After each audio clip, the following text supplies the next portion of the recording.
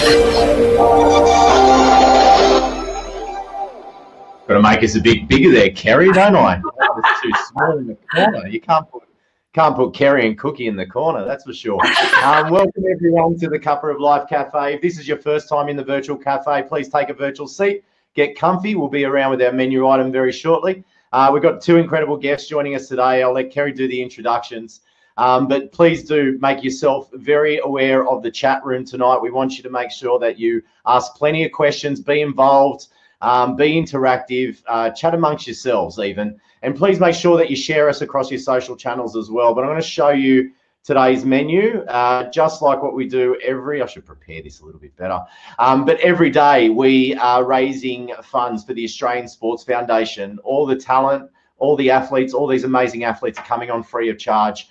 They're doing it to help inspire you, to motivate you, keep you positive, tell their athlete story, but above all, also raise funds for the Australian Sports Foundation. Now, this is tax deductible. 70,000 clubs need about, $1.2 billion in revenue to survive. It is a massive, massive dollar sign, and every little bit will count towards their efforts there. The second part is like what we do every time in the cafe. Please play nice, be interactive, get involved. I've already mentioned that. And also do please share it across your social channels, and do tag our amazing athletes when you do share it. Please share it right now. Tell everyone that you're on. We are welcoming people every single minute, so please make sure that you invite your friends right now. Over to you, Kerri. I'm going to pass it over to you, my friend, and introduce these amazing gold medalists.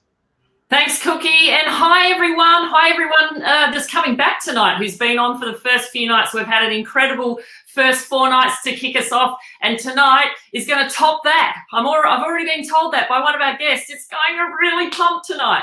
So without further ado, I'd just like to tell you a little bit about what the Athlete's Story is all about. This series is about inspiring the nation and inspiring the world in a time when the Olympics were cancelled for the first time in, gosh, about 60, 80 years, something like that. I can't remember when it was cancelled, but it hasn't been cancelled in my whole lifetime. So it's a pretty difficult situation for most athletes. But what we want to do is we want to inspire people that would have normally been glued to their TV sets watching day 4. Day 4 today would have been at the Olympic Games. And what was happening today at the Olympic Games, it was going to be the triathlon women's event, as well as some of the finals at the swimming. So it's fitting that we have these 2 champions on tonight. So if you guys can turn on your cameras, I would like to welcome Sir Duncan Armstrong, woo! and Madam Emma Snowsill. Woo! Welcome, guys. And Emma, look at your beautiful background. Where are you? I'm in Girona, Spain. Actually, not all that far from the Olympic village of Olympic Stadium of the '92 Olympics, and strangely, the very first Olympics I ever recall watching. I remember watching the swimming events. I was a young aspiring swimmer at that point, and that was literally my moment of, I want to do this. I want to be an Olympian. And it's kind of surreal when I go there and take my bike and have a little look around and look at the diving pool that is just it's such a famous backdrop, I think, out of so many Olympics. So, yeah, I'm very fortunate living, just an hour away from one of the most historical Olympic, I think, cities. It's so cool, like a full circle, basically. And we're so thrilled that you've come on tonight with us, or morning for you. And welcome, Duncan. It's night for you. Where are you? Well, I'm in the Olympic bedroom of my my 11-year-old son, and he very kindly loaned it to me because my office would make too much noise to keep my 3 children asleep. And historically, you look around at the length and breadth of this beautiful bedroom in Brisbane, and poor Emma is just in the back seat there collecting silver at the moment with her backdrop, which I'm sure is just a pull-down screen. But it's fantastic. It's fantastic that we've got so much going on with your Olympic city and my Olympic bedroom. Oh, brilliant stuff, brilliant stuff. Now, guys, we know the Olympics would have been on. Would both of you have been over there? Where would you have been, Emma, right now? had it been on? Yeah, I would have definitely been watching the women's race. I am still a part of the Olympic selectors for triathlon, and have been involved with the ITU. So it would have been amazing to have been witnessing it, like you said, as we speak. So yeah, Tokyo, a year away. Like you mentioned, really unusual times for the whole world. Everybody is affected in some form or another, but like you said, Olympics has never been cancelled. So it goes to show the enormity of what's taking place. Yeah, and Duncan, what about yourself? Would you have been over there? No, I don't think so. I think I would have been watching like a fan, like so many fans back in Australia with the kids on the couch. Japan offers that wonderful time difference of only a couple of hours. So, well, I don't think we would have missed a frame. Like in the last couple of Olympic cycles, the kids and I, their awareness is growing. Their fan sort of behaviours are growing towards the Australian swimming team. Would have been day 4. So we would have had a really good gauge by this time what the form of our Australian swimmers was like up against, the powerhouses of America and Great Britain and some of the European countries. So we would have had a really good taste, hopefully, of gold by now, and we would have been all on the couch, all cheering and yelling and screaming and enjoying it. So, bit like Laurie.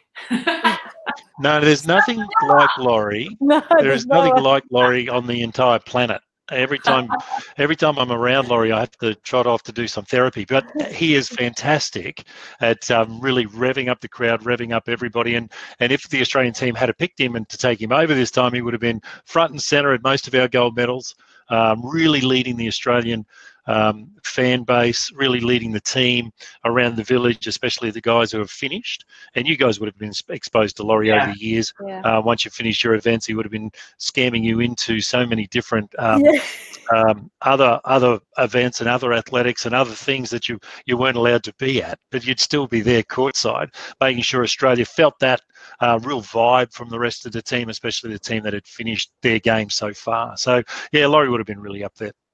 Now, of course, we're talking about Laurie Lawrence. We are going to talk about him a little bit more in depth in a moment, but I just want to remind everyone that Duncan is a 2-time Olympian.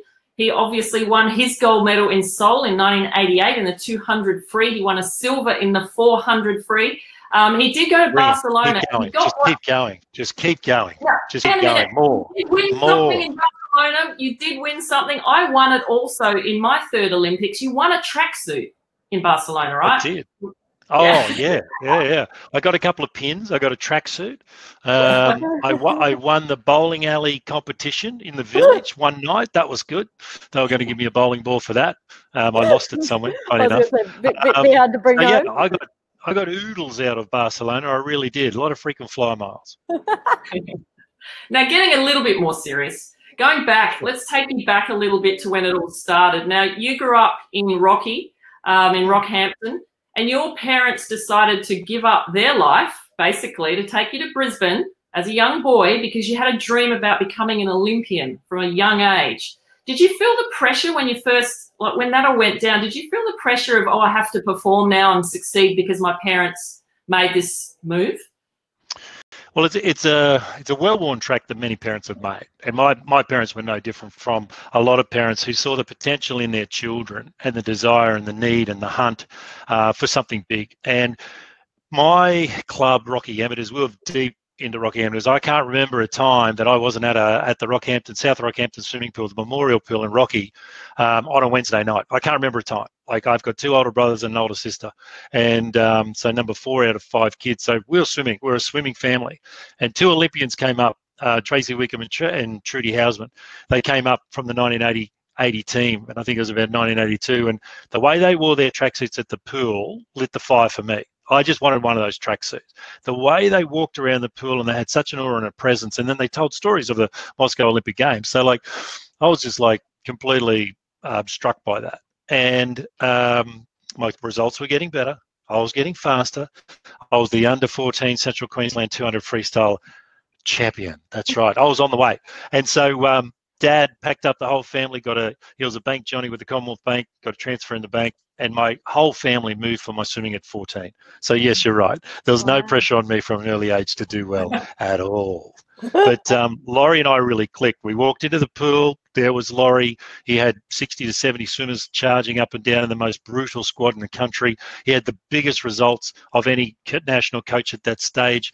The way he talked, the way he motivated, the way he inspired, and the way he got you to believe in the work and therefore in the results of that work, because process equals results. And so his process was tough and strong, but the results were golden. So that was really, that's what really did it for me, meeting Laurie. And then my dad stepped back. He knew that he wanted Laurie and I to be in that relationship, that it wasn't going to triangulate through. And so my parents did that wonderful support role of dropping me at the pool and not watching, not timing, not worrying, just feeding me and taking me to the pool. So one of the smartest things my dad, I think, ever did was buy me an alarm clock. So if I didn't wake myself up, get him out of bed, get him in the car, take me to the pool, I had to put up with Laurie. So he really wanted me to own that relationship with Laurie, because only by owning that relationship could we do the miles of hard work, the disappointments, the failure, and the victory to get all the way to the Olympic gold in that relationship. And that's what worked. And that was like, I met Laurie on a Tuesday afternoon at 3:30. Took me 5 years to get the Olympic Games from that point, and I've had 35 years of therapy because of it. Just saying. Yeah, obviously a massive influence on your life. And we will get to, there's a little bit more I want to ask you about Laurie in a second. Emma, sure. We can't go past, obviously, your successes. So apart from a gold medal in Beijing, you're also a 3-time world champ and a Commonwealth Games gold medalist.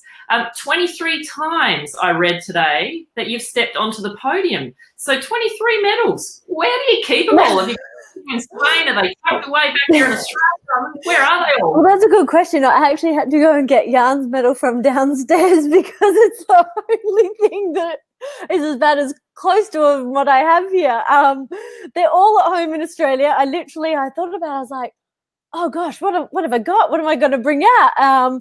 Yeah, I mean, I have to say, like, a fortunate position to be in. I've lived this life of living summer to summer ever since I took the step to take on triathlon, and it's a summer sport, and being either European based or the US based is sort of something that triathletes have had to take on and position themselves. So over that time, I've sort of said, Mum and Dad, can we just keep my little box of stuff here? So it's pretty crazy when you actually say those things and bring it back to the number of times that you were fortunate enough to toe the line, and when you can put those results, all that training and hard work into practice and to make the podium. So it's something when you're in the thick of your career and in the hunt for getting better, for achieving more, you tend to forget, you just, like Duncan said, it becomes part of the process, and you become very, yes, you're goal orientated, but the process is so important that you sort of, you're ticking these little things off along the way. And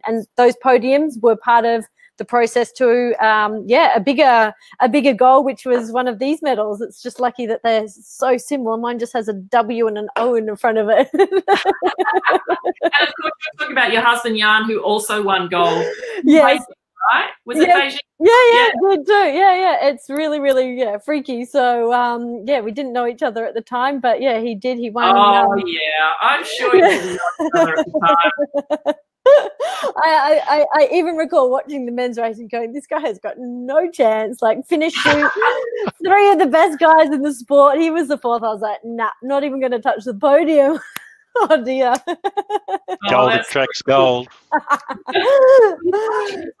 Briefly about on your mum and dad, and I know that they had a really hard work ethic, and that's what you got from them. But you dabbled in quite a few sports. When was it that you actually decided? Because I think you wanted to become an Olympian as a swimmer, right? Yep, that's right. Yeah.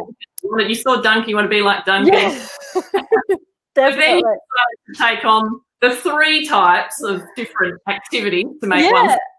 Like I said, like swimming for me was, I don't remember a time where I didn't swim as a child. I loved it. It was my passion. I remember school swimming nights, Friday night, best time of the week, school swimming, best class. Everything revolved around swimming. And from a very young age, I recall, training morning and night. I loved it. Both my sister and I loved it. And I recall very vividly that it was something that, even a number of times, Mum would pick us up from school and could see we were tired, and Duncan had the food ready basically, but it was always our choice to go. And I think seeing something like an Olympics or meeting somebody who you aspire to, or you've seen, you know, where you imagine what you're putting in the pool, where you want it to take you. And for me, it was just something, it was a part of me very, very early on that drove me to be in the pool from a young age, 10 sessions a week, and to do and find out anything about myself as an athlete to be better. And come to triathlon, it was by pure chance. I actually changed schools when I was 15. I was so much into my swimming that the high school I'd gone to didn't have a pool. And I begged my parents to change schools and to see if I could go to a school that helped basically help coordinate my want to train more into my school hours, especially those last years of schooling. And I found myself at St Hilda's School, and that was for my last 3 years, grade 10, 11 and 12. And unbeknownst to me that it was such a lovely sporting school that it was, you had to do every sport. And I was like, no, I just came for swimming. Like, you know, I'll do any event you want. I'll do it twice. I'll do any age group back, you know, I'll fill in, I'll do the relays of the whole thing by myself. I was like, but just swimming. And the first thing that came up was house cross country. And I was like, I don't know, like, what is this? You know, but it was everything. Everyone had to take part, and, you know, everyone had to be involved and at least try it. And I had a great aerobic base from my swimming, and little did I know that my competitive nature transferred immediately. I was put on a start line, and house cross country, I was just like, where am I going? What am I doing? And I you know, I somehow excelled at cross country through my swimming fitness, but it was 2 years of agony of running. Like, they're like, yep, you got to do house cross country, you got to do regionals and then state, and, you know, we'd like you to go to nationals. And I was just like, no, I'm not a runner, I'm a swimmer. Okay, like, you know, I am not a land-based animal. And it was really, it really sort of took quite a long time for me to come to terms with, like, actually even understanding how people could enjoy running, because I was so used to swimming. I could, you know, not having any weight bearing, particularly in my legs. I suffered crazy shin splints for about 2 years. And then also kind of because of the pain I was suffering with shin splints and the running that I was doing, our school run coach was actually Melissa Rollinson, or what she was, Melissa Rollinson, when she was our steeplechaser and then came to triathlon. He suggested a massage therapist, and he treated all these triathletes, and I was like, oh, okay, what's triathletes? Like, what is this? And I just remember getting involved in triathlon actually through the Noosa Triathlon, sort of that's all around this similar time of, you know, having to run, hearing of triathlon, and a friend from swim club was like, okay, there's this Noosa Triathlon, could you come up and do the swim? And I was like, sure, I can swim 1,500 meters. And I just got there and was like, okay, what is this? This is so cool. And it was like literally from that moment going there and doing the swim, and was like, okay, but I want to go do the bike now and the run. Like, everybody's, you know, like, I was just doing the relay, and it was this switch where I was like, oh my gosh, my passion transferred. And it was same thing, this timing of the triathlon becoming for the first time being in the Sydney Olympics. And so there was this obviously huge hype around this sport and entering Olympics. And I think it was just that immediate transition of like, right, Olympic swimmer, I want to be an Olympic triathlete. And it was all, yeah, somewhat divine timing in a way, but yeah, like I said, I definitely didn't come from a triathlon background. Just by chance, by fluke. I have to thank my my sports mistress for that one. Yeah, well, nice. It's really interesting hearing a lot of stories around how people get started, and a lot of it is like, it's about 50-50. I've seen someone on TV, I want to be an Olympian like them. Maybe not sure of the sport, and then some by accident. And mine was by accident as well. Got into volleyball just because I played a game of social volleyball and liked it, and someone asked me to play in a club, and off I went. So totally by accident. But I never wanted to be an Olympian for many years. I didn't even know that our sport was in the Olympics. So, you know, it was just so cool. But Duncan, I want to now get into a little bit about Laurie, because he was a big influence on your life. And I know that you guys. Just one sec, Kes. I've just got to dial in an appointment tomorrow for therapy. Just one sec. I know you're going to have nightmares tonight after we're going to be talking about it a little bit, but he's a pretty fun character. And like you said, I mean, he's been involved in the Olympics since he was the coach of the swim team, obviously as a mentor, and he was on the buses with us on the way to the volleyball. You know, he wrote poems for us. He was singing songs for us, and he was always just driving, you know, the culture and the fun and the entertainment and keeping everybody really pumped and happy. But I know that your partnership with him was pretty crucial, obviously, in those years leading up to Seoul. And he drove you pretty harshly. Like, you know, in one interview, I think you called him a brutal coach. What was he really like day in, day out? I mean, he wasn't that fun-loving, fun guy, I guess, on the pool deck when he was cracking the whip. Yeah, look, Laurie was a really hard taskmaster, okay, and because that's what the 80s was. We weren't as brutal as the 70s, but the 80s was still a volume era where sports science had yet to land on swimming in a really significant way. Now, we're the most cutting edge in the world. There's no doubt about that. No, we're not saying that we didn't know what we were doing. We didn't know what the environment was presenting at the Olympic Games. We didn't deploy as much sort of like science and art as we possibly could to our training. But looking at today, it was very meat and potatoes, if you want to put it that way. So Laurie had to bring something to that volume. And what he brought was this amazing enthusiasm for the work at hand. And because it was so infectious in the way he delivered it, we were really prepared to do the 400 laps of a 50-metre pool a day from the age of 14 all the way through until we get to the Olympics, hopefully in your first tilt. Otherwise, it's another long 4 years. But he really understood how to prepare a teenager for that, how to prepare him for every session leading up to 1 or 2 meets a year instead of 20 meets a year that we have today, and just basically how to peak a swimmer after 2 years of really, really hard work, or developing a swimmer from someone who goes about the work in a sort of workman-like way or a tradesman-like way, and then how to prepare that swimmer in 4 years' time to be absolutely sizzling on the world scene and ready to take the biggest prize in swimming, which is the Olympic Games. So Laurie has that amazing ability to take a teenager from a low point to a high point and have that teenager believe all the way along that we're going to arrive there. So he was a bit of an artist, but very, very scientific for his time. But what his biggest commodity was enthusiasm. And so, you know, we'll be not like in Spain right now, Emma. We'd be huddled in front of a door around this time of year in Queensland, which is not Victoria, and we'd be freezing, right? We'd be all huddled up. And Laurie would come down the stairs in the dark, and he'd be like, this is at 4:45 in the morning. He'd be like, isn't it great to be alive? Isn't it great to be alive? And we'd be like, yes, it's great to, because it was like the military, you had to answer back. Yes, it's great to be alive. And he goes, do you know what time it is? Do you know what time it is? And we go, 4:45, 4:45. And do you know how many people live in Australia right now? Do you? And we'd go, 18 million. 18 million. How many are asleep right now? Do you know? Do you? Most of them. You people are the lucky ones to take your first step towards your Olympic destiny this morning. Not 18 million, just you. You know. And so you'd be sitting there going, yay. And it's 4:45 in the morning. And it's on a Tuesday morning. Boring. And so he had this way of sort of like tuning you up to get you ready, and how to make every lap count. Not every lap, but every session count. You know, the door of opportunity only opens once today. Are you prepared to walk through the door of opportunity towards your Olympic destiny? That's the question you've got to answer for yourself before you dive in this pool. Armstrong, are you ready? Right?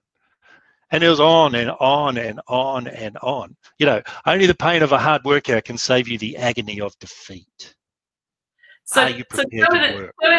Tell me the truth. Were there times where you were just laughing so hard that you nearly drowned at some of his comments, or were they pretty like serious? Yeah, well, you had to pick your spots in terms of when to laugh, okay? Because there's a lot of butterfly to do if you didn't pick the right spot. You know what I'm saying? And there's many times that Laurie, you know, someone would crack a joke and he thought we were being too flippant and not concentrating on it. So for the rest of the 180 laps, it'll basically be butterfly. And so off you go. So he was very, very strong, very, very tough. But he had a way of training you in your mind to be ready with comments like, hey, someone's got to win these bloody races at the Olympic Games. It might as well be us. You know what I mean? And so he landed this mindset that we walked down on the deck at the Olympic Games when it was your turn to go with your tracksuit on and in line with every other Olympian who's ever worn that brand. And he got you prepared that it didn't crush you. He got you prepared that you actually felt you belonged there. Even if it was make-believe, it was still make-believe and real in your head. So you walked down on deck and there was all the superstars from America and the Eastern Bloc and you name it, okay? And the 4-year clock was about to stop and your race takes less than 1 minute, 47 seconds if you're good enough to win it, right? So you got 1 minute and 47 seconds on one day every 4 years. And the best in the world are going to show up to dance with you for 1 minute and 47 seconds. So that all just screams pressure.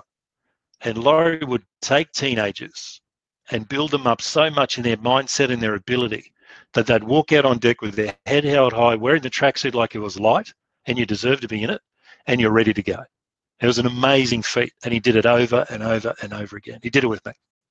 Yeah, he obviously did it with you, and obviously taking you in that race from 48th in the world to the gold medal. We'll talk about that in a sec, but I just want to play some footage to show those people who may not have seen Laurie in action before. This is him during the race. At the 150-meter mark, Biondi regains the lead. Holmertz second. Duncan Armstrong in the lane below Biondi is third.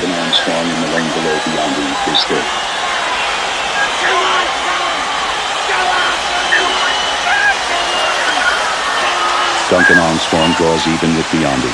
Then gradually inches ahead.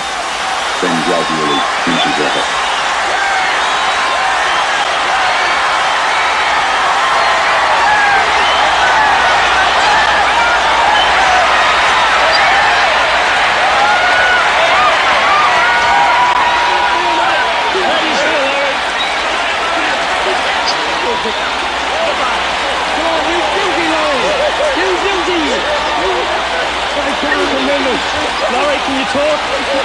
Can you talk, Laurie? Can you talk?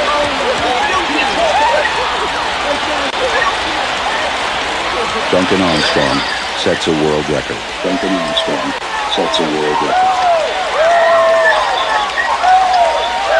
Anders Holmertz of Sweden in the bathing cap wins the silver medal.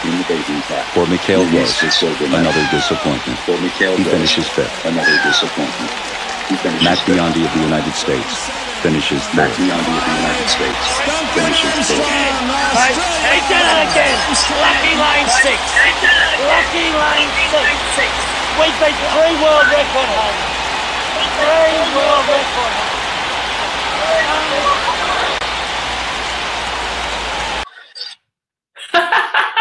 Lucky lane 6. And he also coined the phrase there, like, stuff the silver, we're going for gold. Like, he's just, there were so many amazing moments just watching Laurie. Could you hear him when you were lining up for that race? Was he yelling out before the race at all? Oh, you're on mute. Yeah, so I couldn't hear him. I was in the bubble, so like I was doing my whole thing in my head. So out on deck, I wasn't taking too much notice of anything. But yeah, he was prowling the stands. He was terrorizing everybody that he could come near. He got a whole group of Korean school kids that were there that day, and he got them all chanting, "Come on, Duncan, you're the animal," right? And he just got them chanting. They had no idea what they were saying, and they were just chanting, and they were so scared of him that they were just chanting, and he was just terrorizing people. And then afterwards, he did his thing, sort of, as we were just watching. But he celebrated so much. This guard sort of noticed him, couldn't speak English, grabbed him, handcuffed him, and chucked him out of the pool. And then they took the handcuffs off him outside. So he ran around it. They didn't take his accreditation. So he ran around the pool and came straight in and went down to the warm-up area so they couldn't get after him. But he was having a really good time. Really good time. Gosh. So amazing. Emma, have you ever had a coach get that enthusiastic around you during training or after wins? Or No. I mean, I've been fortunate to experience Laurie in the Olympic Village and heading in there, and like his energy that he brings is incredible. But I think the part, I don't think there's anyone that's like him. That's definitely one thing. But I think the one thing I take away, and what you were saying, Duncan, about what he brought to your relationship and what he brought to athletes, was this ability to help you with your mindset. And obviously he did that in a very outward, very loud way. And I think there's, you know, that's there's many ways you can do it, but that's certainly something that was a key for me, a turning point for me in understanding physical performance, but mental preparation. And that mental preparation also had to translate, like you said, Duncan, to that minute 47. And for us, that 2-hour race, it was a concentration game. And I still maintain that now, that it really is about having your head switched on. Everything that you've done in the training, everything that you've done up until that, you know, race that comes around, lucky every 4 years. Everybody's in the same boat. It's having somebody who can help translate that to you of what you need, what it is, whether it's mantras, whether it's the self-talk, whether it's a visualization. Oops. Oh, we lost her. I think. Yeah, I think Em's battery just ran out. Oh, They've got okay. They got dodgy reception in Spain. That's all right. She'll be soon, Kerri. She'll come back on. Yeah, just finally on Laurie, what do you think, Duncan, are the greatest things that he actually taught you that you've taken into, you know, life after sport, whether it's family or business? I think what Laurie is really good at landing is belief. Laurie believes in you. And his enthusiasm means that he's going to do everything he possibly can to unlock your potential as your coach. So I took a lot from that. You know, the belief that when things don't go well, I can get them back on track. The belief that some things are really worth working hard for 4 years, even when you miss them. I still believe that. And so while I won Olympic gold medal with that belief and hard work and things like that, there's a lot of goals that I have missed. But my belief is that I'll get the next one. And that's something that I took, I think, from my swimming career and being around Laurie and having him as a mentor and a coach and a teacher, that he's really taught me how to believe in myself and how to unlock the best of me, even when things go wrong. Yeah, and I'll absolutely 100% agree with you in terms of, you know, being able to achieve success. I think that ingredient is belief. Doesn't matter how good you are in training, how fast you can go, or how skillful you are, who you've beaten in the past, you've got to believe in yourself on the day. And I know that Laurie was that type of guy that really helped us when he was a mentor, help us believe in ourselves. And we had a very similar coach as well. Emma's just sent me a message from Spain. Computer overheated and crashed. She might come back to us. That's right. That's why we're having you, Duncan. Hey, Duncan, Lucky Lane 6, what was that about? Lucky Lane 6. So the Lawrence swim team rolled as probably one of the premier squads in the country for around about 10 years. So we had a lot of champions, people like Tracy Wickham and Steve Holland and Justin Lemberg and Susie Baumer and Michael Bowl and Glenn Buchanan and a lot of other huge stars. And one of those big stars was John Sieben. And John Sieben went to the 1984 LA Olympic Games from Brisbane, and he was a high schooler. He was 17 years of age, and he lined up against the hottest field ever assembled in the 200 metres freestyle. And hello, overheater. And Jono won, and he beat Michael Gross, who was the world record holder at the time, from lane 6. So I landed in lane 6 4 years later in the 200 metres freestyle, and the world record holder was again Michael Gross from Germany. So we beat the same guy in the same lane 4 years apart. So that's where Lucky Lane 6 comes from. Lucky Lane 6, love it. Welcome back, Emma. Sorry. I think everything's not coping with the heat. My computer, internet, everything just crashed. So sorry, I'm back. We'd love a little bit of that heat here. Emma, we had a question in the chat box earlier about how to deal with things that, you know, haven't gone well. And I know that early on in your life, in your career, you had a tragedy. Well, your boyfriend passed away. He had a training accident on his bike. I just wonder how you were able to cope. Obviously, it took you a while to get back on the bike, even ride on the road. And who was there for you to help kind of pick you up after that and help you continue on? Because you obviously continued on eventually and, you know, to great success. Yeah, I think the first word that comes to mind is mentors, and they can be in various forms. For me, it was actually Luke's sister, Loretta, who had raced at Sydney Olympics.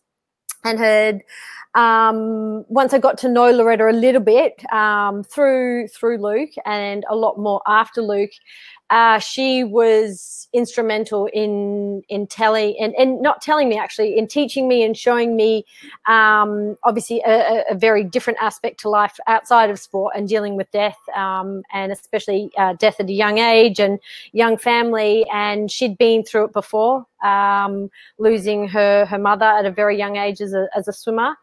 And she was a mentor for a long time, and basically for me it was a very special relationship for somebody to, you know, to take an athlete, a young up and coming athlete, under their wing.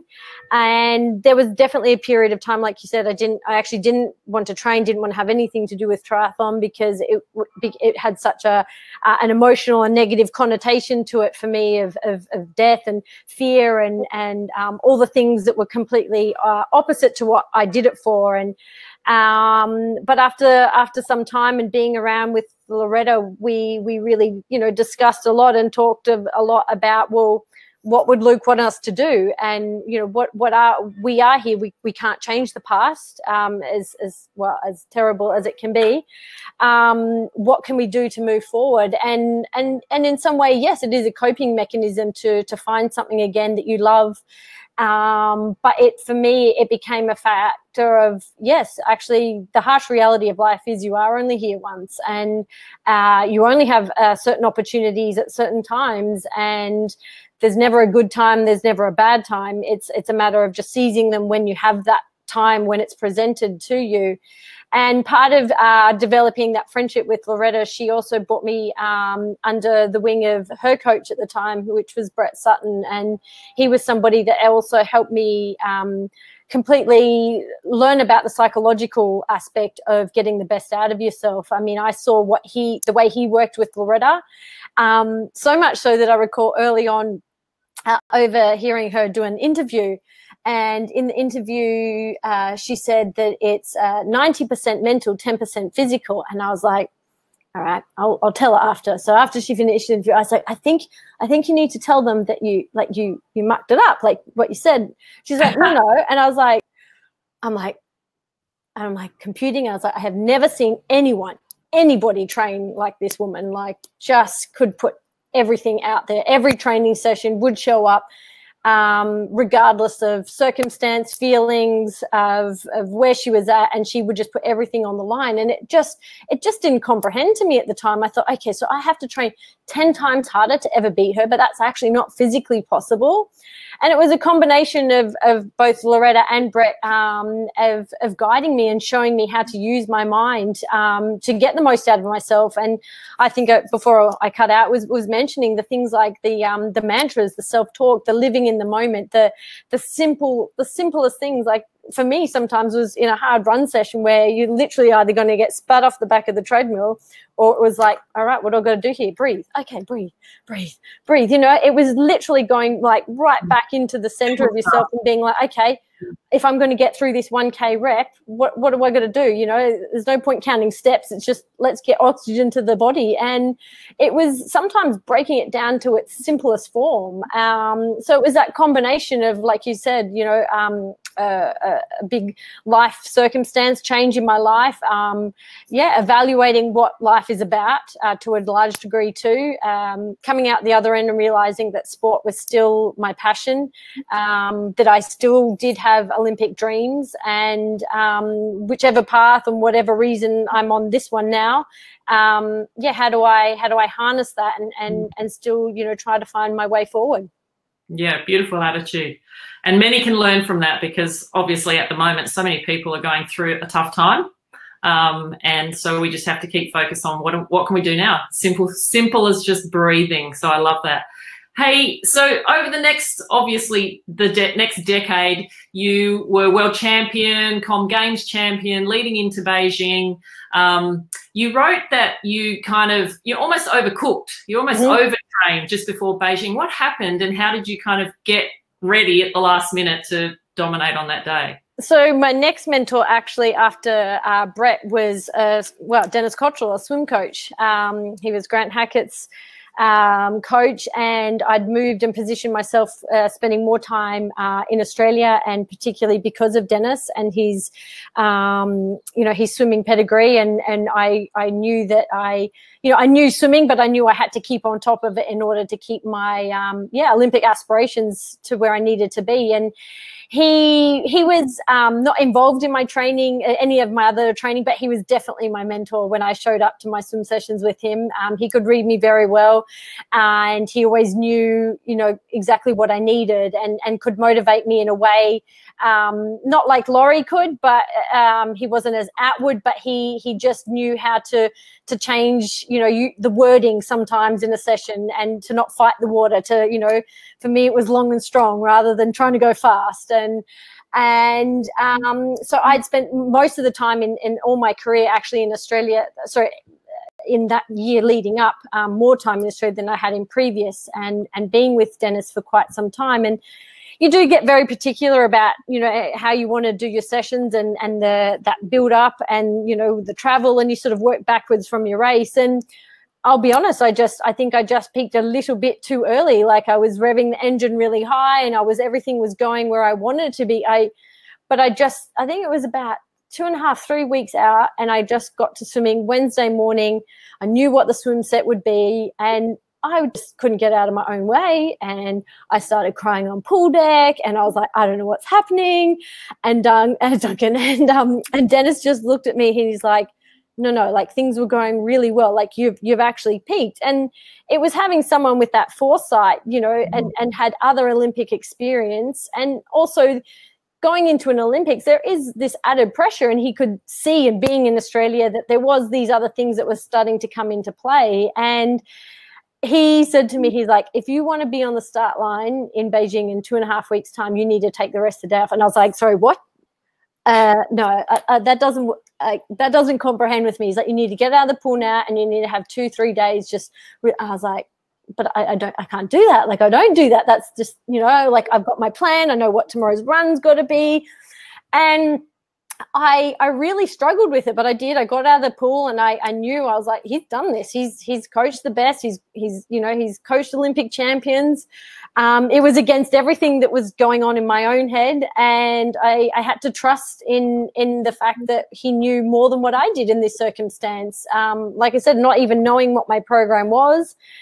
And I remember later that afternoon walking down to the beach, and I went for a little jog, just was like, have a breather. And I had this moment of running back along the beach from Miami Pool, along from Burleigh to Miami, and just looking out and thinking, actually, nothing's going to change. Like, in 3 weeks' time, if I come back with a gold medal or I come back with no medal, this is all going to be the same. The people that I just waved to good morning, and, the people at the coffee shop, everybody's going to be doing the same thing. Everybody is like, this is just affecting me. And I realized then actually the amount of pressure I was putting on myself. And I think it was just this self-realization, thinking, you know what, actually, I have to alleviate myself of all the external, and the internal is a great thing, but at the end of the day, it is just a race, and it's still just a sport, and I do it because I love it. I absolutely love it. And I'm getting one shot to go to the Olympics, and I was kind of like, I don't want to this up, So I kind of really took that attitude of, like, from then on, I was like a different person. I just completely calmed down. I completely I still did, I still took those few days of reprieve. And I did. I went into it with so much more, so much more relaxed, so much more joy about it. And I recall the travel, like, even the travel and entering the village, just being so much calmer and happier, and just looking at the village and going, I may only ever see this once. I may only ever get in here once. I may ever run around this track with all these Olympians. And it was a totally different perspective for me, and something that I was really grateful for, because I think it really could have been my undoing, and not realizing that. Yeah, and I think what people call that these days is mindfulness, right? It's just really being aware of what's going on around you, and really great story for athletes, preparing for games and preparing for big championships, leading into them, how that pressure can affect you. And great that your coach was able to recognise that before it was too late, before you were cooked and then stood on the start line with no gas in your tank. So I'm curious when, because you went in as the gold medal favourite, when in the race did you know it was yours? Did you know it was yours the night before the race, on the start line, the last 100? When? No, I don't think even like days later. I think it was just some of the really key moments I remember was in the marshalling area before we went down onto the pontoon. It was very, very hot. We were all icing a lot. But I do recall looking around at a lot of the other girls and just seeing the nervous tension. And to their detriment, I could see that it had sapped them already. And I remember feeling quite happy and giggly and kind of like joking around a lot. And to the point, I think some of them were looking at like Emma Moffat was another one who I was lined up with, and sort of looking at us like, what the heck? Like, they're not taking this seriously. And I think it was, it's a bit of a mechanism as well of keeping it lighthearted and just, letting that nervous energy come out in a good way, not in a tense way. And I recall standing on the pontoon, like literally hands down on the pontoon and looking out at that first boy and just was like, this is the Olympics.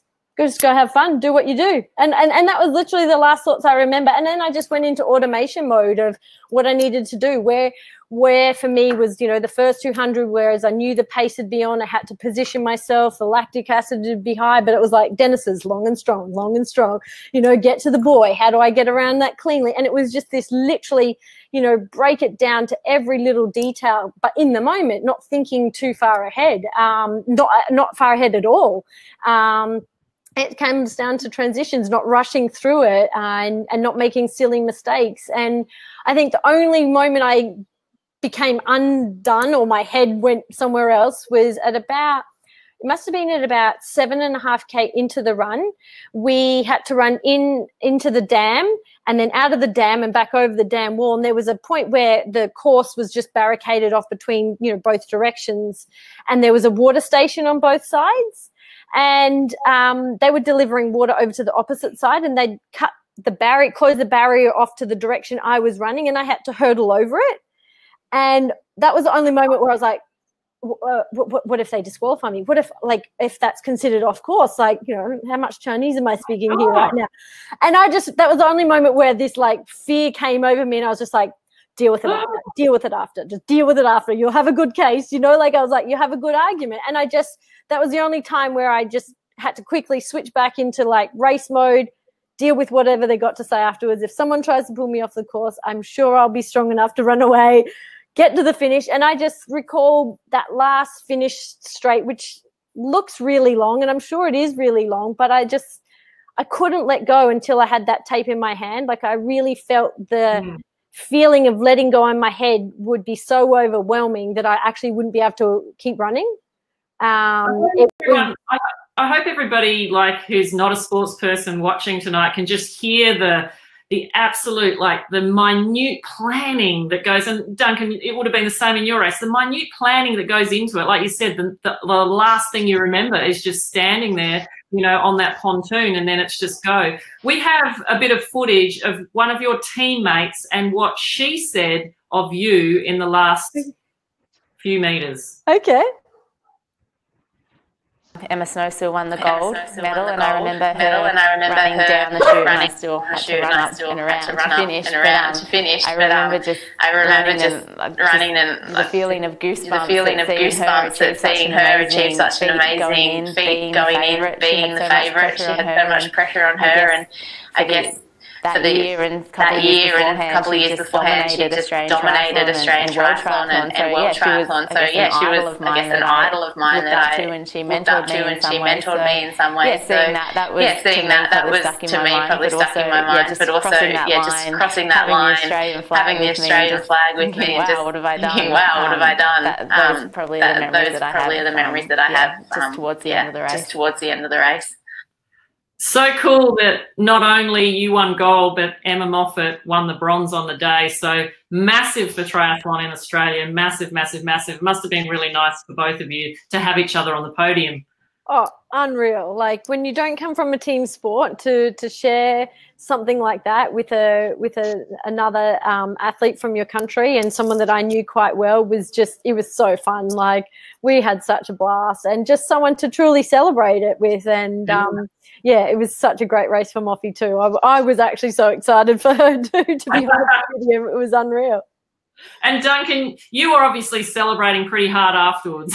you were named I'm imagining it. You were named the Dragon Slayer, but let me just say, your life changed pretty quickly from, because obviously beforehand, 48th, going into that race again, coming out with the gold, and then coming back to Australia, you were the golden boy, right? You were just like this new swimmer, right up there. Everyone was clapping, all these things. Everyone was handing you stuff. You were meeting all famous people. Like, how did your life change? And was it a good thing? Well, I got a really big head. And as you're talking, it's getting big again. I'm loving that. Golden boy. Amazing. Yeah, my life did change. That was a great story, Em. Thanks so much. I can remember being in the media village in 08 when you and Em came in to do something with Channel 7. I grabbed the cuddle off both of you. It was a major moment for my 08 campaign as a media person. So thank you. Yeah, my life, for me, it was like a swinging door because I was 48th in the world. I had no expectations on me except my own.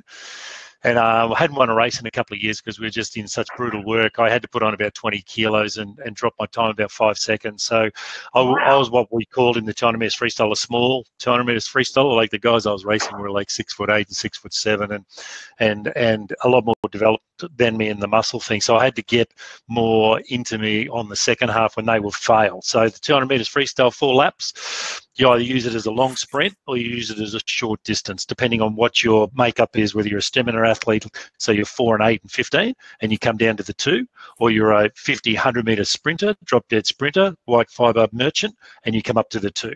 So depending on where you are, that's your value. And my value was in the second half of the race. So to get that first half speed, I had to put on a lot of muscle, and I was eating a cheesecake, a Christmas cake, and 50 Weet-Bix a day. Every single day, 7 days a week. I know, not a lot of science, but a lot of taste. Did you keep eating that after you came home? Like, did you start to sack it off? After 92, that diet became a problem. But anyway, that's another story for another day. Yeah, so for me, we had this huge routine going for the 1 minute and 47 seconds. We got there. We took them on. It all happened very, very quickly, but kind of in slow motion. We beat them. We got out of the pool, Olympic gold medal, world record time. And then by the time I came back to Australia 3 weeks after being in the village, everybody knew my name. So it was this huge sliding door effect of me going, yeah, nice. It's a huge sliding door effect of me going to, that's my old school, Brisbane State High, go, the cerise and blue. But anyway, so, and then it just, my life really took off. I was sitting with the Prime Minister and the Premier and captains of industry and other people and going to this sportsman's lunch and this gala dinner and Australian Sports Hall of Fame. I was named Young Australian of the Year coming back. They gave me an OAM as well. So for me, being the only gold medalist on that team, and Australia only won 3 gold medals that year. We won with Debbie Flintoff-King, the amazing athlete on the track and the 400-metre hurdles, and our wonderful hockey Roo girl were just good enough to win their first gold medal in 1988 as well, up against some really, really hard competition in Seoul. So we had a team, we had a girl, and we had a boy gold medalist, and we just toured the country for months and months and months and months and months doing all the gala stuff and everything like that. And I found it really difficult. I wasn't prepared for it. I had no education in it. So I didn't know where to stand, what to do, what to say. And what you see before you now is a complete picture of a man. But back then, it was a little bit more difficult. And so I was still trying to find my identity away from the racing, away from swimming and everything like that. And it was a really tough place for me to learn that. So I escaped to America and went on a college degree in the University of Florida just to get away from it, the drinking, the stinking, the partying, the having fun, and that whole identity thing. So I went over there for a little while and I came back and I was a bit more attuned once I got back to Australia after a little bit of a stint in college. Oh, that's good to know. Good to know. And now you're a father of 5. You've got 5 incredible children. Emma, you're a mum of 2. And your retirement, Emma, perhaps not as kind of sweet as you wanted it to be. I know you wanted to get to London. You had a lot of health issues leading up to that. Are you kind of like, have you put that to rest now? How do you feel now? Is it always going to be something you're like, oh, what if I got there? Not so much in the Olympics. Not so much in the Olympics. No, I think I actually always wanted to go to Ironman triathlon, so that was the ultra long distance crazy stuff. So, but that's definitely not going to happen. But that's something that I live through yarn. I still get to go to Kona. I still get to watch him train. I just don't get the fatigue. I don't get to eat the cheesecakes Duncan every day. No, I think you know, at the time it's and I think any athlete would say the same. There's never a time, you know. I don't think that a perfect, a right, a wrong time to retire. I would definitely say the way I had to retire was not ideal and not the way I would have liked. But, you know, I also put my body and my health, I guess, under a lot of stress, the way I trained and life circumstances just throw different things at you. And for me, it was also another huge learning curve about looking after myself away from being an athlete. And, yeah, the missing London is something has never, ever sat with me. Like I said, I was fortunate. I got to go to the Olympics once. Maybe all these thoughts of being in the village once prior to the race was true. You know, I was only going to go there once. So I'm really happy with that. It's never bothered me. And Ironman is another part of our sport that's there. But like I said, you know, 2 kids and watching someone else train for Ironman is more than exhausting enough. So I'll just live through this little bubble for the time being. It's so interesting talking to so many elite athletes. Like, we just wish we could have, well, most of us, that we just could have go on for eternity. You know, you just want to go to race and Olympics and matches and tournament after tournament.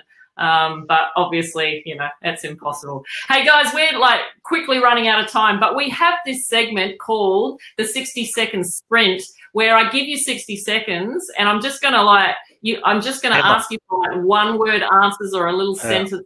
I need much longer Emma, than that. you're going to be shit at this, Emma. Yeah, I was going to say your race takes 2 hours, love. You're going to be shit at this. One-word answers. So we're going to start with you, Duncan. Are you ready? We're going to give 60 seconds on the clock. Okay, if you add up all the kilometres that you've swum in total, how many times around Australia would you have gone? 18. Oh, how much water have you swallowed? Lots and lots and lots. What's your superpower? My enthusiasm. What were you doing between races in the village? No. As many people as possible. What were the other athletes doing? Me. Do you have an Olympic tattoo? Yeah, it's on my chest. Olympic rings and the Australian flag. Is your medal still in mint condition? No. It's in very poor condition and I love it for it. Commentating or competing? Competing. Do you still swim? Never. Do you remember all your 5 kids' birthdays? Of course. Oh, winner! Perfect. That is Give me something hard. When you're talking about myself, I'll definitely do that in a minute. That's easy. All right, Emma, are you ready? All right, let's go. All right. Good luck, Emma. Ready? Here we go. What's your superpower? Superpower, definitely not patience. What makes a great triathlete? In one word. Oh, jack of all trades, master of none. Out of all your wins, which one was the hardest? The hardest. Probably Budapest, 3rd world title. Which one was the funnest, the most fun? Commonwealth Games, Melbourne. How many bikes do you travel with? Oh, now 1, sometimes 2. Too many. Too many. How many bikes does your family have now? Oh, I would hate to count. We have 2 walls covering, I'd have to say at least 16. One word to explain how it feels when you break the tape. Oh, euphoria. If you had to sell your medal, what would you ask for it? Not up for it. And the last question, when the buzz of the games faded, what was your greatest reflection of yourself? Ooh. You just got to have fun. You've just got to learn to relax. Love it. Love it. And that was Dawn Fraser the other night too. And that's mine as well, just having fun. Yeah. Cool. Yeah. We're going to ask Cookie back in the room because we're just going to finish with a couple of questions from some of our viewers. Cookie? Yeah, I'm going to hand it over. Duncan, I'm going to ask you this one because Emma answered it in the chat room. But when you're doing the hard work behind closed doors, is it the thought of winning gold at the Olympic Games that drives you to work hard, or is there another driving factor that gets you through the tough times? So there's a combination. And before we go on, Cookie, are you a barista? Can you actually pull a Mate, I make a mean piccolo, but that's about it. If you want any sort of chamomile tea, you got to put do you put a teaspoon of testosterone in your piccolo, mate? Anyway, so there's a combination of three things that drives you, Cookie. And whoever asked the question. Yeah, go ahead. Yeah. The one is fear of failure. The one is you've invested already so heavily in it, you need to keep going. The old adage is while you're going through hell, keep going because there's no point turning back. And the other one is you want the tracksuit, you want the brand, and you want the title for the rest of your life as an Olympian. So those three things in combination at different times drive you in your career. Sometimes with an injury, you're desperate to get back to prove it, that you can do it. Sometimes when you're out in front, you're desperate not to lose. And sometimes, you're completely enthralled with the picture of you in an Olympic tracksuit. Sort of sounds like the entrepreneurial journey during COVID, mate. So, yeah, it's very similar. Very similar. Drive is drive, right? It's just the new tracksuit's a face mask. Yeah. I'm lucky to be able to afford a tracksuit at the moment. But anyway, so I'm going to ask Tom. No, I'm going to ask you, Emma. It's from Tom. Although you were both very successful at the Olympics and other competitions in your sport, if you had to choose another sport to compete in, what would it be and why? You're going to say swimming, aren't you? Or are you going to say table tennis? Oh, basketball. Oh, it's basketball, believe it or not. Just obviously, a bit of the genes didn't quite get me. What about you, Duncan? Do you really have hoop dreams? Oh, I grew up playing basketball. I loved it, and we watched Michael Jordan's documentary, and so good. Just glued to it. Love it. Love that sport. Yeah. You would have been point guard, right? Yeah. What about you, Duncan? What would you control freak? You're a little control freak. What are you trying to say? I'm not too sure. I think I said obviously. But anyway, what was that? What would I do? I wouldn't do an Olympic sport. I'd play rugby league. Who do you support, Duncan? I live in Brisbane, mate. So it's the rampaging. Well, not so much at the moment. Brisbane Broncos. Oh, mate, it's your big day out, mate. Live it up. You've had one season in 27, one season in 30. Mate, I haven't even seen a grand final yet. So I'll just be quiet. Yeah, but you got a good team this year. Cookie, you're a good team this year, mate. All right, mate. All right. I've got a question for you, Duncan, from Narissa. How did you cope with the pressure of competing in what can be perceived by some as Australia's best medal chance at the Olympic Games? Like swimming in general. Yeah. We loved it. We had an aura around us. We knew we were marching out there with Australia's best chance. We're on first week. My races were on the first 3 days, so there was no opening ceremony. There was no shopping trips beforehand. We flew in and we're completely locked in. And then you have your fun afterwards when everyone's got 15 days of the Olympics and you're done. But what I'm saying is, there's an aura around the swim team. We've got this rich tradition going back. We've got names like you've had on this show, Dawn Fraser and Murray Rose and John Conrad's, Steve Holland, all these guys who've gone away with the same tracksuit on, wearing the same brand, representing the same sport and won. So on our watch, we felt that, but we really were up for it. We really stood up and we walked in there, and we wanted the rest of the Australian team to kick off properly because of us, okay? And my race was on day one of competition. So, to get underway with the first day of competition and gold medal meant a great deal to the entire Australian team, which I'm very proud of. But, we knew that we were going there to do a job, and we loved it. We owned it.